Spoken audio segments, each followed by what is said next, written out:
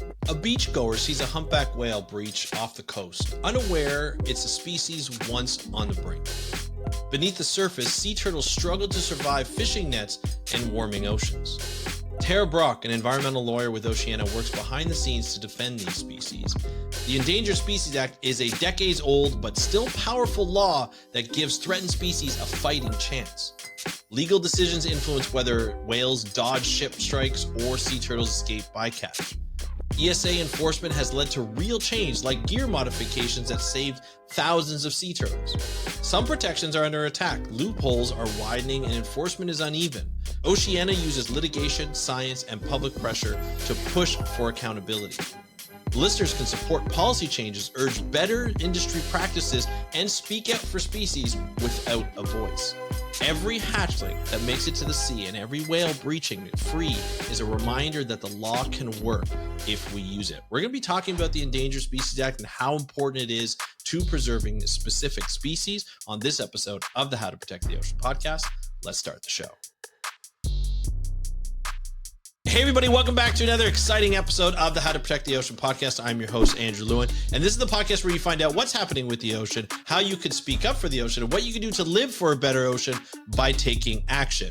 And on today's episode, we're going to be speaking to Tara Brock. She is an environmental lawyer for Oceana, and she is here to talk about the Endangered Species Act and how it can be used as a tool to protect species that are a little bit more vulnerable than we think. And the conservation stories, the successful conservation stories that have come from enacting this law and following this law. It's going to be a great episode. I can't wait for you to listen.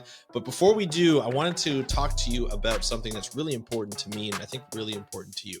Do you want to learn how to conserve the ocean better? Do you want to protect it?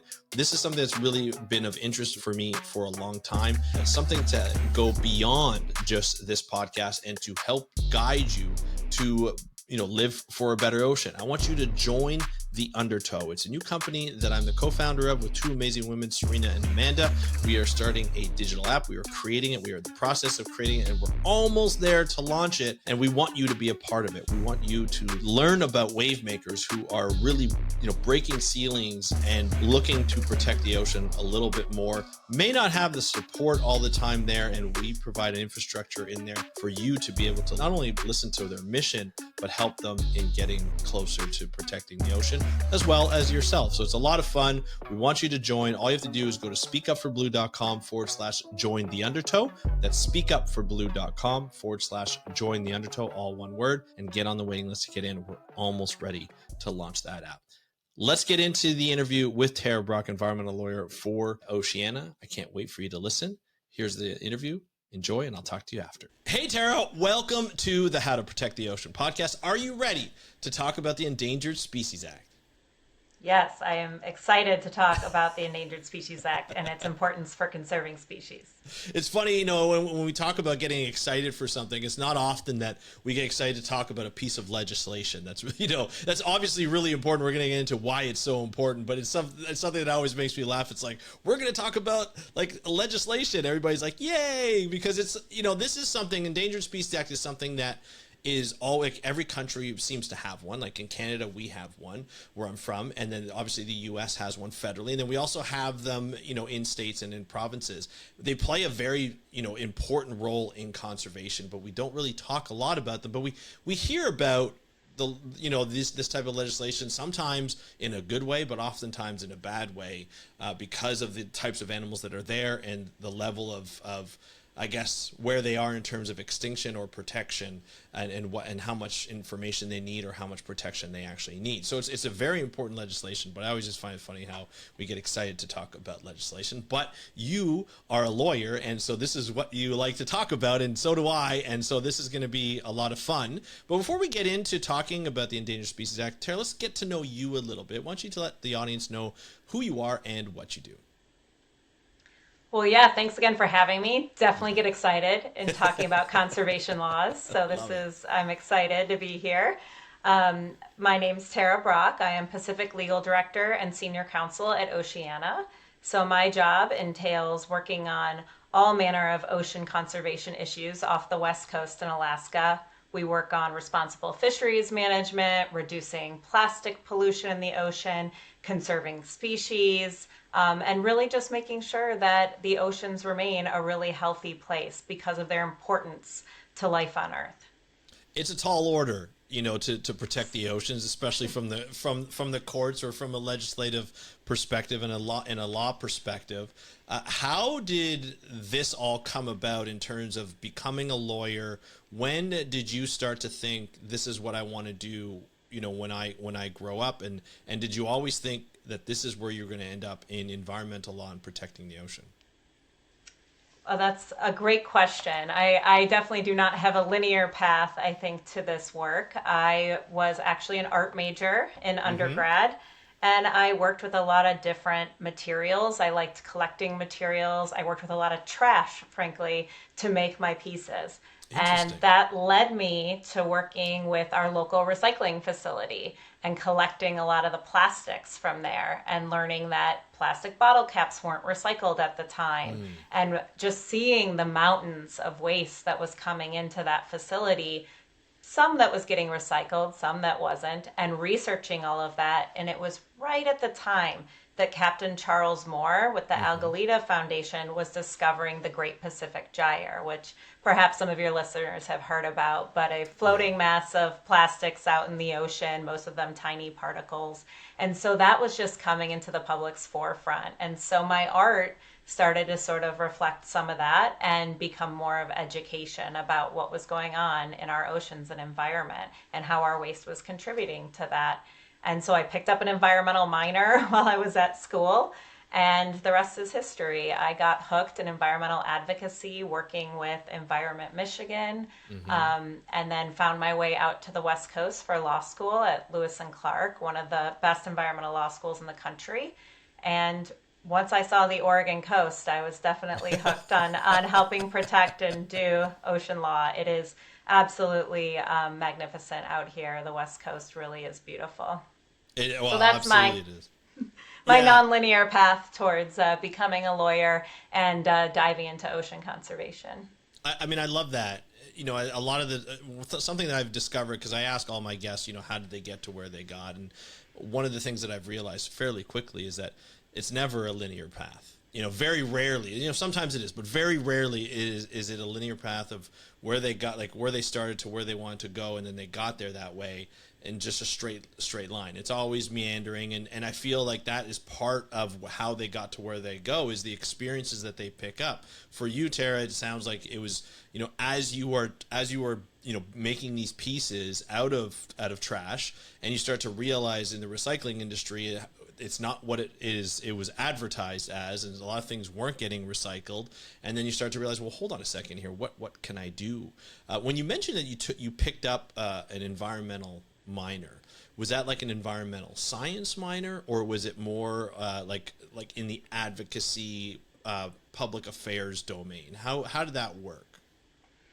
That's a great question, because it was actually called a global change minor, which was really new program at the time at the University of Michigan, and it was through the School of Natural Resources, but it focused both on how the earth changes naturally and how humans are impacting that. So we studied population demographics, but also natural processes. But it wasn't strictly like an environmental science minor. It was definitely involved a lot bigger picture on how the earth was changing and how humans were impacting that.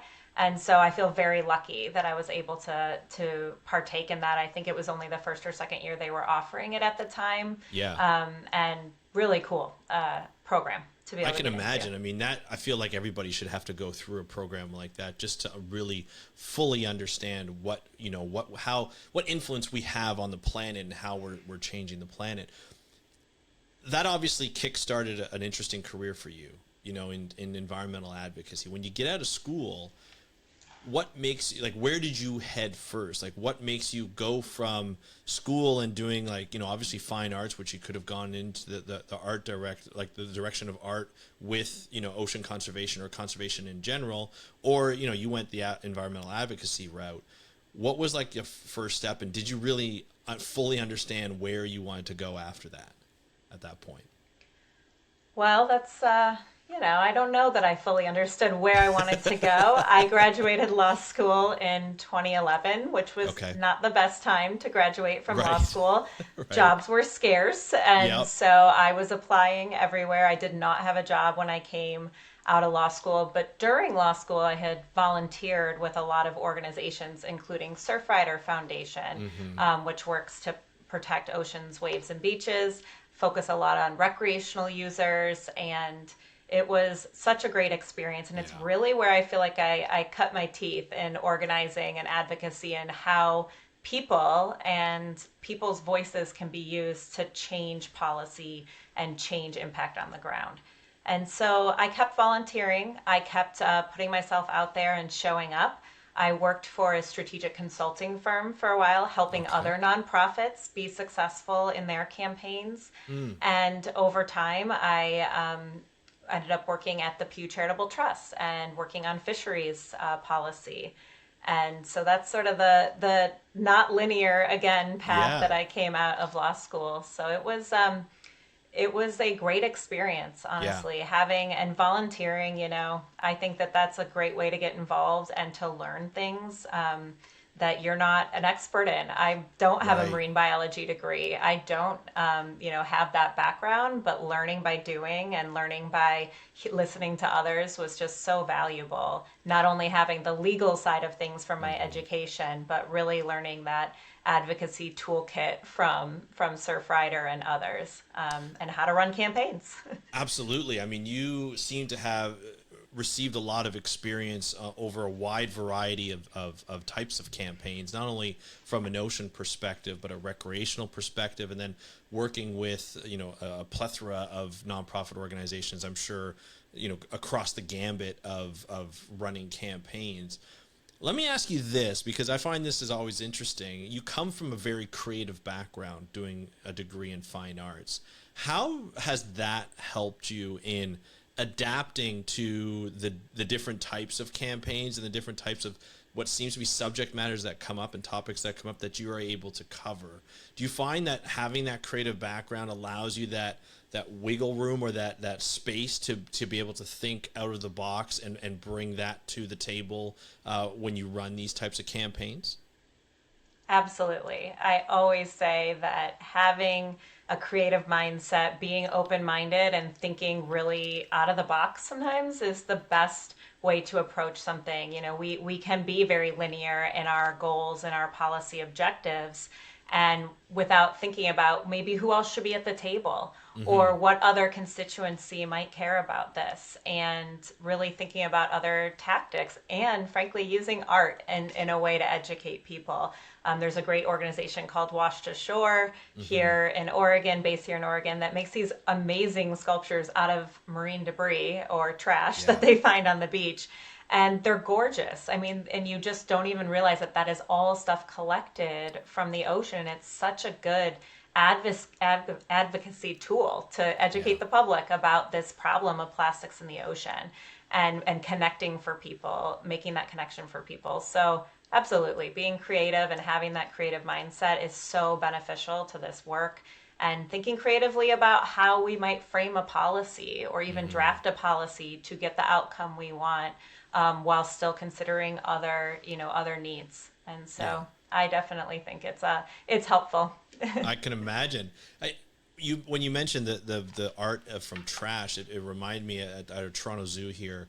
There was a display, and I feel like Wash the Shore may have built the displays, but it was this massive polar bear, like life-size polar bear made of trash. And when you look at it, you were in awe. You're like, wow, this is really cool. Like, this is huge, and it looks like a polar bear. It's got the same kind of features. And then as you get closer and closer, you realize these are everyday trash materials and what we think is recycled materials that we expect gets recycled or gets disposed of appropriately, but are found in the ocean or are found in our landscapes. And you realize, like, oh my gosh, like I use a lot of these materials, and this is what this animal is made of. And you're like, this is a lot of material to make this massive, animal, like life-size animal. And it makes you think, in terms of that. And I find that art plays such an important role in that, in conservation. I don't think we realize it when we see it, but if you sit back and think about it, it's really interesting.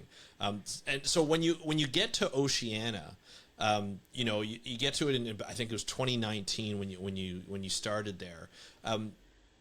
What was your thinking? Like, what did you come in? Like, you come in as a counsel for the Pacific region for Oceana. Obviously Oceana is a great organization covering a lot of different, as you mentioned, a lot of different topics: plastic pollution, fisheries, and so forth. What was your first projects that you were working on when you're working with Oceana? Well, my first, I think, 30 days on the job, we ended up filing litigation so Okay. over anchovies. So it Okay. was almost immediate, I believe. I was having to change my brain into more of a real lawyer focus and Right. file litigation over the management of anchovy off our coast. And so that was one of the first things I did on the job. But it was great to be able to dig in. And my previous work had not required me really to use to do litigation. That wasn't a tool that my previous jobs had utilized. But Yeah. Oceana, it's one of the tools in the toolbox. We of course Interesting. use communications and other means to achieve our objectives, but when needed, Oceana also takes the step of going to court and enforcing our environmental laws, like the Endangered Species Act, when we need to, and when we feel that there has been a violation of the law. So Yeah. really, really great to step right into that role and be able to use my law degree for those purposes on a campaign that Oceana had been working on for many years before that. That's really interesting. I always find it interesting with like an organization like Oceana, the amazing work that it's able to do across like science, policy, advocacy, conservation, and law. I find a lot of organizations, they don't talk a lot enough about the law, like the litigation matters that they discuss. I almost feel like it's a story within itself in terms of all the different tactics that you're able to use using litigation, and we don't hear about it enough. We hear about the science, and we hear sometimes about the policy that's made, or the wins, or sometimes the shortcomings. But we never really hear about the law. And it's so funny because I think when people think about lawyers, they think about suits, and they think about corporate law, and they think about money being made and businesses and so forth. I almost find there needs to be like a suits environment type of show, so we can start to see some of the things that you guys, that everybody goes through when it comes to law. What's the challenge as a lawyer, as an environmental lawyer, that you face like working with an organization like Oceana, and that has a lot of power, it has a lot of lobby power, it has a big constituency. When you come to court, what are some of the challenges that you guys face as a team of lawyers? Well, we come to court prepared. We don't bring litigation unless we think we Right. have a very good case. And so I think the best thing Oceana does is that we don't just litigate. We also campaign. We do the science. We do the advocacy. We build up the record so that when we're in court, we know that it's based on science, and that we have a good case there. So that's one of the things that Oceana just does so well. We use all the tools in the toolbox. Yeah. We get the public engagement. We use communications to make sure we're communicating to the public and decision makers about what's going on. And litigation is often sort of the last resort, right? We're Right. trying to work within other realms with decision makers, and sometimes at the end of the day, there has been a violation of law that we need to go enforce. And so that's one thing Oceana does really well, is has the whole picture when it comes to advocacy. And I think it speaks to the team that you have at Oceana, and the different departments that you have, and how well you all work together to provide that information if you need to go to court and stop something from happening. Like you said, it's the last move that you need to make if a law has been disregarded or not followed properly, which I think is interesting. Speaking of laws, let's talk about a piece of legislation that's really important: the Endangered Species Act. Can you just discuss like what the Endangered Species Act is, and how it protects specific animals that make the list? Sure. The Endangered Species Act, I mean, the primary goal is to protect and conserve threatened and endangered species, and also the areas and habitats that they need to survive and avoid extinction and recover. So that's really the main goal of the Endangered Species Act. And to identify those species, there's definitions of what it means to be endangered or threatened. Endangered means that they are, threatened with extinction within the near future, and threatened is that they're likely to be extinct within the foreseeable future. So once we've identified those species, once the relevant agency, it's either the Fish and Wildlife Service or the National Marine Fisheries Service, depending on what species you're looking at. But they will look at the science, the status of the threats to that species, the population status, the population growth or decline, and the habitat, the availability of the quality and quantity of the habitat for that species, and determine if it's warranted for listing. And once they are listed, a whole host of amazing protections come into place. You have the requirement to designate critical habitat. You have a prohibition on what is called take of species, which is a technical definition, but it pretty much means, anything that might harm, harass, you can't hunt, any of those. It's a pretty broad definition of what it means to take a species, and you can't even attempt to do those things. That is also prohibited. So you get this very broad protections right away when a species is listed. And it also requires the development of recovery plans. So putting together that roadmap, looking holistically at the species, what does it need to come back from the brink of extinction? And so that's sort of in the nutshell of what the Endangered Species Act does when looking at specific species. Recovery plans are such an important part of that act. It's something that as a scientist I always acknowledge, because you could put an animal on a list and say, hey, we can't do anything further to decrease this population size or harm this animal or harass this animal in any kind of way, whether we mean to or not. We have to really focus on this, but that doesn't necessarily help them recover. It could stop the harm, and it can stop maybe a decrease or slow down a decrease, but there's always something there that will harm the animal, especially with all the cumulative impacts that we see with animals. It's not just one thing. One thing might be accelerating the decrease, but it's not only just one thing. And to have a recovery plan in place to identify all these different effects, to identify all these different influences, to identify if we stop this, what do we need to do? Is there a repopulation aspect to it? Is it just a protection? Is it like protecting specific habitat? What habitat to protect?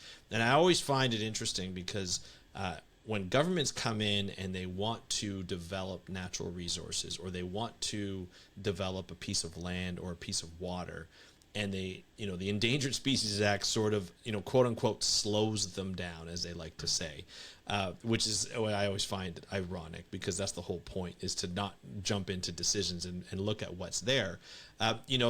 The recovery plan is there to stop those efforts from happening and slow down those efforts from happening, so that these animals can be protected and these habitats can be protected, not just the animals. And I think we know that, and you mentioned that too. It's looking at habitat availability, food availability, and so forth. It's such an important aspect to that. When it comes to the Endangered Species Act from a legal aspect, what have you found in your experience people try to circumvent the most when it comes to the act, or just maybe not the most, but just some of the items they try and circumvent, even though it's part of the legislation? Well, I think looking at any sort of activity that might impact a species, there is going to be an assessment of what needs to be done to protect that species from that impact. Yeah. And I don't know, that we see a whole lot of people necessarily trying to violate that, but maybe it's skirt the requirements from, not making it go faster, making sure that we see a faster result to get their permit, which might have mitigation measures in place, right? That might be, hey, you need to do some mitigation work here to ensure you don't impact this species. Maybe it's that you don't fish in a certain area because that area is important for this species, for feeding or breeding or any other number of reasons.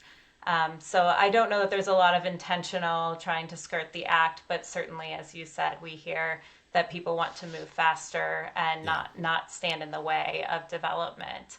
I think it's important to note, though, that endangered species and species generally, biodiversity has such a large economic impact, And so it's not just about the economic impact side of development and progress Right. in that way, but also just the value that we have for these species, both from an ecotourism perspective and the broader benefit. If you save one species, that can have cascading effects for a whole Yes. ecosystem that might not even be, apparent at the start. Absolutely. Can you talk a little bit about maybe an example of something that Oceana has worked on in the past in regards to the Endangered Species Act, just to give us a little taste of what type of work that's been done to uphold, the Endangered Species Act when it comes to a particular species? Absolutely. We do a lot of work with endangered species. On the East Coast, we work with North Atlantic right whales, which are Right. really critically endangered. They have very low population levels right now. And we have been working to slow vessels down and getting a vessel speed rule because that's one of the main threats to the species, as well as working on getting ropeless gear or pop-up gear in place in the lobster fishery. So making sure that whales don't get entangled in gear, which is also a major threat. Hmm. So those are two regulatory things we've been trying to work on to help protect that species. And out on the West Coast, out here, we have worked with on southern resident killer whales, Right. both from petitioning to ensure that critical habitat was designated for that species, because just because a species is listed, we don't always see the concurrent listing of critical habitat with that species. Yeah. Sometimes it takes an additional step to ensure that that gets designated. So Oceana's petitioned the agency to ensure that critical habitat gets designated for certain species, Hmm. and also to make sure prey availability. So southern residents are pretty specific feeders. They like salmon, very specific salmon. So we have worked at the Regional Fishery Management Council to ensure there's a salmon threshold where Hmm. enough salmon gets left in the water for those orcas to eat and survive. So there's several different other examples I could provide as well, where we have worked on Right. protecting endangered species sort of on the ground in those ways and getting more protections in place and using Hmm. those guideposts of the law to make sure that we're protecting those species and that they can have a chance to recover. Yeah, you mentioned something that was really interesting to me: petitioning the government to, you know, Mm-hmm. either put in this concurrent protections of, adding critical habitat. Because sometimes, like, let's be honest, I've worked in government before, and there's some times where there are resources that are allocated based on a prioritization of the government that's in play at that time, and so some species might get more love than others, and sometimes things get lost in the mix. And when you look at the recovery plans and what needs to be designated and what you need to follow from the law, it doesn't always get done. Not necessarily to say that it's that government that's trying not to put those in. Sometimes it's just the resources are spread too thin, and they have to do that. But other times it's nefarious. Other times they want to keep something out because they want to develop something, and they just slow their roll in terms of trying to get stuff done. So it goes both ways. But when you petition a government to do this type of work, can you just talk a little bit of what that process looks like from a legal framework? Sure. Well, under the Endangered Species Act, anyone can petition an agency to list a species. So, at a very basic level of getting a species onto a list. Now, you're going to want to provide a lot of scientific backing Mm-hmm. for why you believe that's warranted. But anyone can petition the agencies to list a species, and so that is a very important tool when we do see that, as we know right now, agencies are under resourced and underfunded, and they don't necessarily have the time and resources to go do an assessment for every species. But organizations and people working on the ground might have that information and be able to petition the agency. And they will turn around and do a 90-day finding saying, Mm. is there substantial information here that we Mm-hmm. that we think is warranted to move to the next step, which is a 12-month finding on whether or not that species should be added to the endangered species list. So that's one place you could petition the agency. Another is petitioning for designation of critical habitat. Yeah. So a species might be listed, but again, not have that associated habitat, which we know is so important and which in itself has protections against, being impacted by actions of the federal government and private actors. So really important piece that doesn't always get designated right away. And so we have to go to the agency with proper information saying, here's the science we have on where this species uses, what habitat the species uses, where it's at, and petition the agency to then designate that, which again triggers additional protections for those areas. So a couple different places to petition. Yeah. I think it's really interesting. A couple things like stood out to me in your answer there, because a lot of us, who are not who may not be in the industry, like or in a group like Oceana, we might be following, the emails and things like that. But it really goes to show how much the staff at these nonprofit organizations, these environmental organizations, watch and research what's being done at every different level and every different aspect. The amount of meticulous work that goes in to be like, okay, so this species isn't listed, but we've seen, we've read the science, we're working with scientists, we've talked to scientists, we've built relationships within the community. We know this species is decreasing. Let's examine whether it needs to be listed, and let's do the work and then present it to the government, almost not to say they do the work for them, but give them background information and provide a case to do that. That's like one thing, but also looking at the species that have been listed and making sure that the government has everything that they need, all the tools in the right place and published at the same time, and making sure that it's all done that's required under that law, takes a lot of effort, and it takes a lot of time to engage with the government entities who are in charge of that. I know Oceana, you guys are big in the U.S. We have an affiliate, I guess, or an Oceana Canada here in Canada.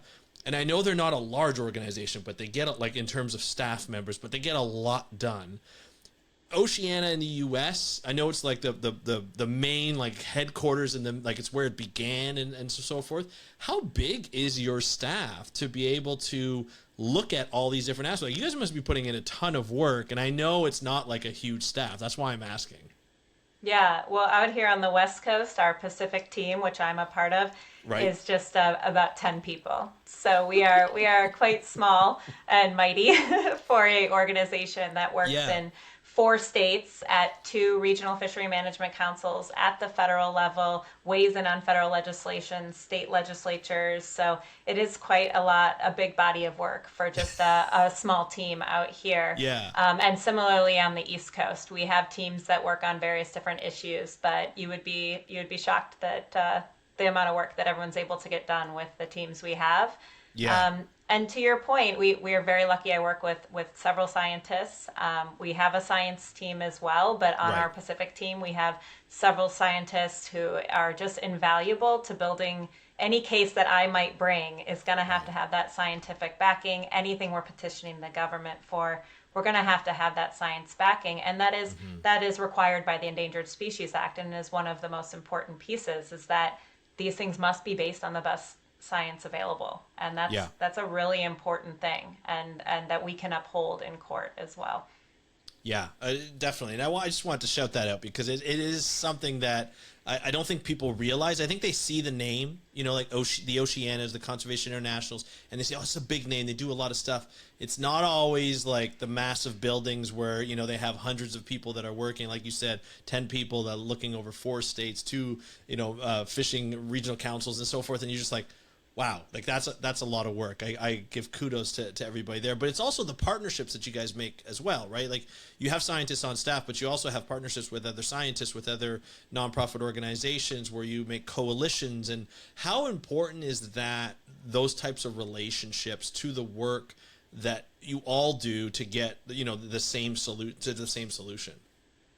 It's invaluable. Our working with other NGOs, with industry, with decision makers, it's invaluable to have that. Other scientists at the agencies, we rely a lot on external partners as well. And the more of us there are, the stronger we are too. So, and the ability to work with industry on some issues and find a solution, be creative and find a solution that works for everybody. is really invaluable to be able to do that and try to bring together as many people as we can when we're forming coalitions, bring together as many groups that have shared values and shared and have a shared vision for how we might move forward on a specific issue. Absolutely. You mentioned industry, obviously a very important part to conservation. A lot of industry has been blamed for, some of the problems that we've seen, but they also play an integral role in the conservation because they're the ones who are out there. We talk about fishing, shipping, tourism, to just name three. Especially these days, you're on the West Coast. The West Coast is being open even more now that the Northwest Passage is opening up. We're seeing a lot more shipping going forth. I know in Canada, there are specific laws enacted to manage a lot of the shipping that happens, even fishing and so forth. How does the Endangered Species Act related decisions impact those industries, and then how do you work with those industries in order to mitigate those impacts and really fast track the recovery and the conservation of those species while balancing the sort of the worries or the concerns of that industry to make sure that they can still profit and they can still sustainably fish and do their work?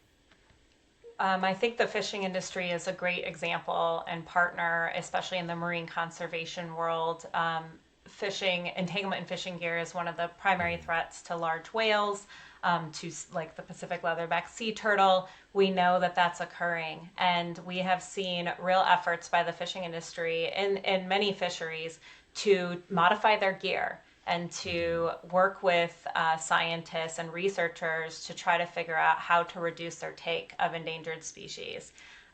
One great example off of the Oregon coast is the pink shrimp fishery, which was catching a lot of endangered eulachon. And they worked with researchers and realized if they put lights on their nets, they reduced their eulachon catch to almost nothing. I mean, it was phenomenal, wow, the results. So a really simple change that led to a really great conservation outcome for the eulachon, worked for the fishery, and made pink shrimp much more sustainable. That's amazing. And similarly, with the green sea turtle off the Atlantic coast in Florida, you had actually both agencies, the Fish and Wildlife Service and the National Marine Fisheries Service, working on conservation of that species. Fish and Wildlife Service on the beaches, helping prevent development on nesting beaches or mitigating for that and ensuring that we could bring back that important habitat for nesting. And in the ocean, you had the Fisheries Service working with the shrimp fishery to try to reduce their take of green sea turtles. And, with pretty fabulous results. They were able to uplist two of the populations in the Atlantic, including the one off the Florida coast. And I believe the increase was something like almost no nests being seen in Florida to over 200,000 nests in recent counts. So really important, by working with industry and identifying the problems for a species, we can work on the solutions and try to be creative in the fishing industry with modifying gear. Another great example, as I mentioned, is ropeless that is being tested off both the east and west coasts right now, and in Canada, to try to get less entanglement for those large whales in pot fisheries. These conservation stories, these success stories are just phenomenal. Like to see, as you mentioned, the green sea turtle increase in nests going from almost 0 to over 200 nests, across the southeast coastline is absolutely phenomenal. We've seen other conservation stories. The humpback whale on the west coast has had a significant increase in population over the last 20 or 30 years.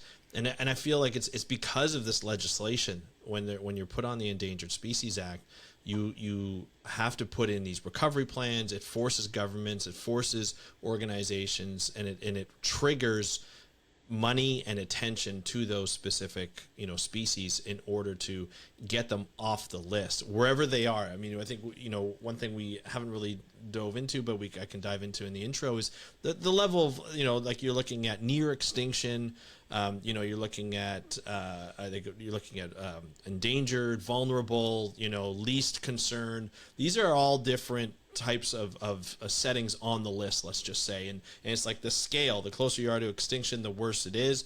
But if you're least vulnerable, something like or least concern, we're not totally concerned, but we're watching. We're watching this species because there seems to be a trend here, and we need to watch. And you mentioned the green sea turtle getting uplisted twice, meaning that it's getting less and less towards extinction and more towards getting off the list. It's interesting when we talk about this uplisting and then even getting off the list. It takes a lot to take an animal off the list, a species off the list, because there's so much protection in there. We want to make sure that it's good to go. Have you ever had to battle or go to litigation? I shouldn't say battle, go to litigation for a species where maybe a government entity or someone else wants to take a species off the list because they think it's doing well, just so that they can get something done, from a development aspect? Have you ever had to do that with Oceana or hear of anybody having to do that? Yeah, I personally have not had to fight over delisting, but there have been moves to delist many species. I think wolves is a primary example. There have also been efforts to overrule specific species listing through Congress, so to get an actual amendment for a species. One of the most famous is one of the first, which was really the snail darter, which was holding up the Tellico Dam that the Tennessee Valley Authority was building. And that case went all the way up to the Supreme Court. And then Congress passed a bill to allow the dam to be built, and they actually moved the snail darter out of the river because it was going to be flooded, and to other areas. They ended up finding the species in more rivers after that. But there have been attempts to sort of skirt around the requirements of listing, or to get attempts to get species delisted. And you can petition the agency to delist a species. So just as we were talking about petitioning to list. And recently, I think it was, I might get the date wrong, but the snail darter was actually delisted several years ago now. And that was petitioned by, some of the original people who had got the species listed. Okay. And so it took a long time, but that snail darter came back, and they were able to actually petition to delist the species. So it can go both ways, but delisting is something that it is a big decision. And just as with listing, we're looking at the whole species. So sometimes it might feel like a species is increasing. Shouldn't it be off the list? But it might be that the threats are still so severe, or their habitat is still too degraded, that we are concerned that species not going to recover. And so that's, again, that holistic look at the species. So it might feel like sometimes we should be moving towards delisting, and the agency is required to review those every 5 years.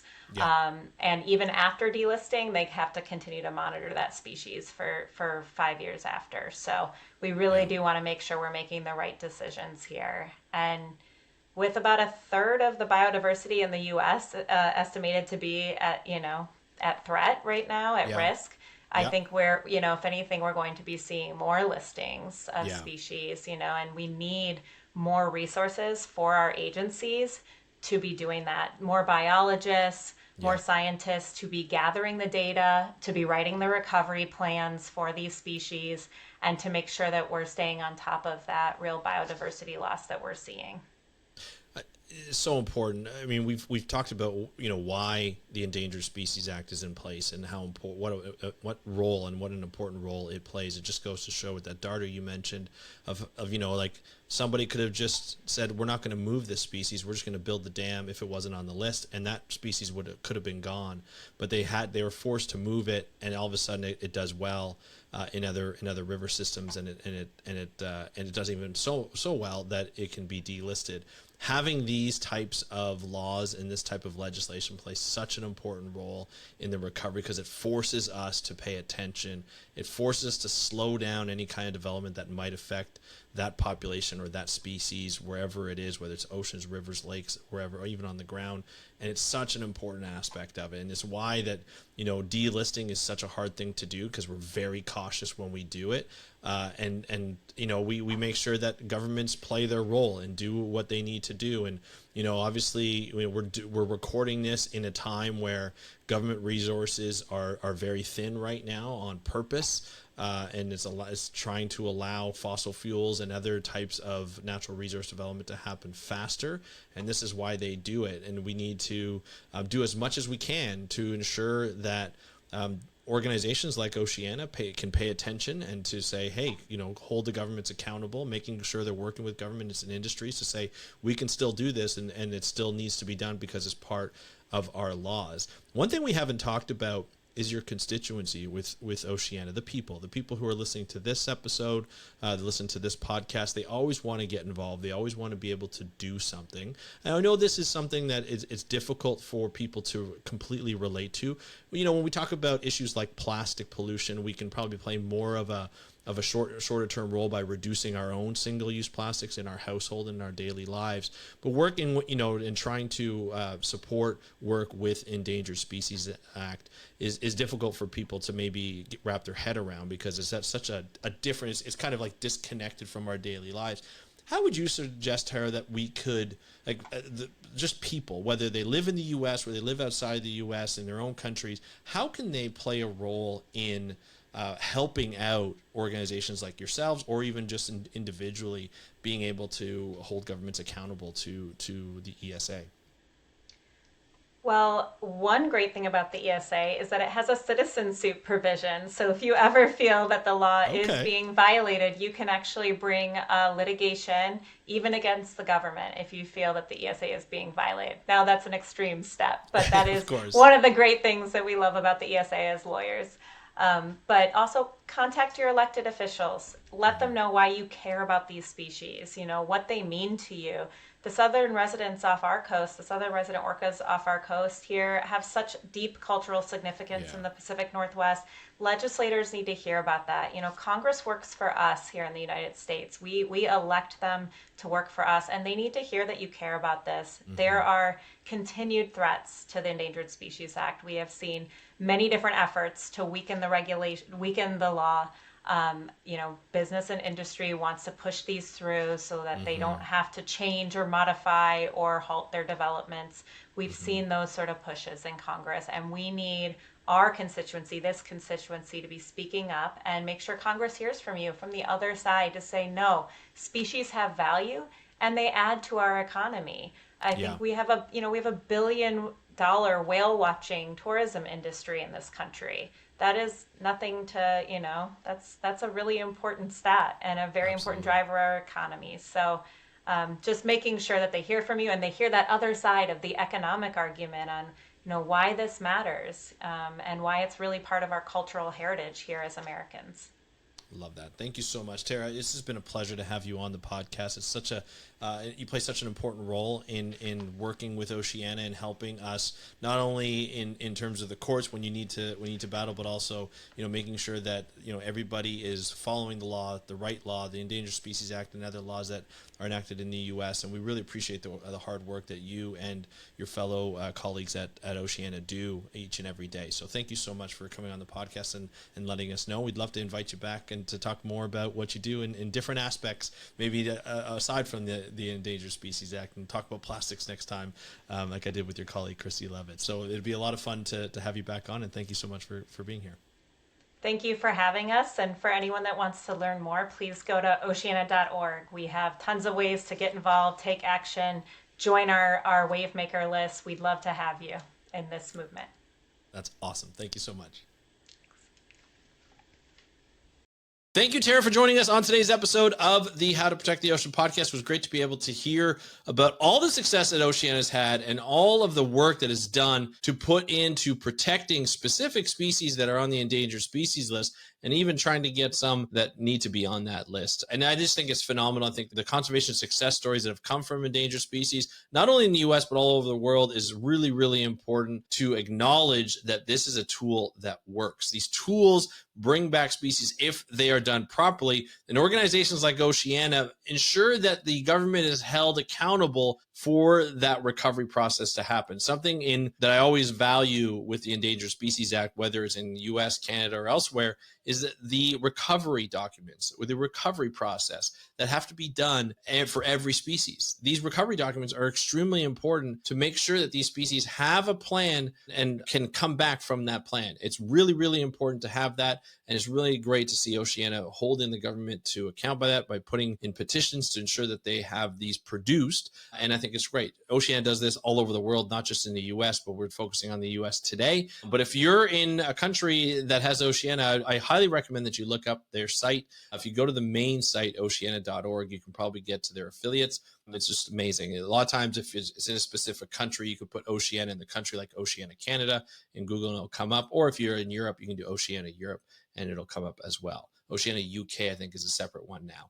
But it's really great to see Oceana do such great work. Tara, I want to thank you so much for joining us. You were great to have on. Looking forward to having you back on to talk more about litigation, more about avoiding litigation to get these projects done and help the government, be held accountable and ensure that these species are protected, whether it's the Endangered Species Act or other laws like, looking after marine protection from marine pollution. So always wonderful to have somebody from Oceana on, especially Tara. It was great meeting and great introducing my audience. I can't wait for you to come back. If you're listening to this or you're watching this on YouTube, you have any questions, I would love to hear from you, or you have any comments or anything like that, please let me know. You can get access to me by DMing me on Instagram at How to Protect the Ocean, or you can just leave a comment in the YouTube comments, or you can go to speakupforblue.com/contact. That's it. Speakupforblue.com/contact. Fill out the form. It goes right to my personal email.